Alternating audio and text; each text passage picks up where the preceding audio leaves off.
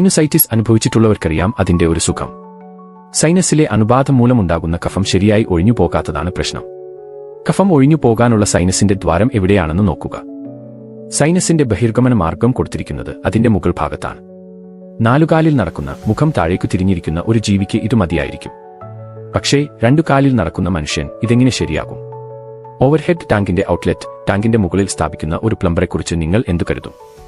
ആ ഡിസൈനിംഗ് മികവിനെ പുകഴ്ത്തുമോ? നാലുകാലിൽ അഥവാ ഭൂമിക്കു സമാന്തരമായി ജീവിക്കാൻ വേണ്ട ബോഡി പ്ലാൻ എടുത്ത് രണ്ടുകാലിൽ നടക്കുന്ന ഒരു ജീവിയെ ഉണ്ടാക്കിയാൽ പറ്റുന്ന കുഴപ്പങ്ങളാണ് ഇതെല്ലാം. വെള്ളത്തിൽ നീന്തി നടന്നിരുന്ന ഒരു ജീവിയെ പിടിച്ച് കരയിൽ കൊണ്ടുവന്ന് അതിനെ അടിച്ചുരുട്ടിയും വലിച്ചുനീട്ടിയും രണ്ടുകാലിൽ നടക്കുന്ന ഒരു ജീവിയാക്കി മാറ്റിയതിന്റെ പ്രശ്നങ്ങളൊക്കെ നാം അനുഭവിക്കുന്നുണ്ട്. എഴുന്നേറ്റു നിന്നതുകൊണ്ട് നമ്മുടെ അതിജീവനത്തിന്റെ കാര്യത്തിൽ നമ്മുടെ പഞ്ചേന്ദ്രിയങ്ങളിലെ ഘ്രാണശേഷിക്ക് കാര്യമായ റോളൊന്നുമില്ല. ആ ഒരു ജ്ഞാനേന്ദ്രിയം നമ്മുടെ കാര്യത്തിൽ മിക്കവാറും ഉപയോഗശൂന്യമാണ്. നിങ്ങളിൽ 70% പേരും നടുവേദന അനുഭവിക്കുന്നവരായിരിക്കും. അതിനു കാരണം നട്ടെല്ല് ശരീരത്തിന്റെ ഭാരം താങ്ങാൻ തക്ക രീതിയിലല്ല ഡിസൈൻ ചെയ്യപ്പെട്ടിട്ടുള്ളത് എന്നതാണ്.